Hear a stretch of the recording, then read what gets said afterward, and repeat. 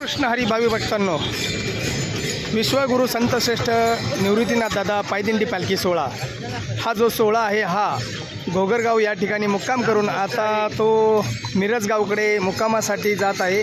आणि तो सोहळा अतिशय सुंदर असा या सकाळी या गावावरून निघालेला आहे आणि आपण सुद्धा हा सोहळा बघू शकता। आणि निवृत्तीदादाच्या चरण पादुकाचं दर्शन मी तुम्हाला या व्हिडिओद्वारे देणार आहोत, ते तुम्ही सर्वांनी घ्यायचं आहे। अतिशय सुंदर असा हा सोहळा आपणास बघावयास मिळत आहे आणि निवृत्तीदादाच्या चरण पादुकाचं दर्शन मी तुम्हाला लगेच देणार आहोत आता अगदी थोड्या वेळामध्ये। आणि बघा, हे सगळे वारकरी अगदी एका विचाराने, कुठलाही यामध्ये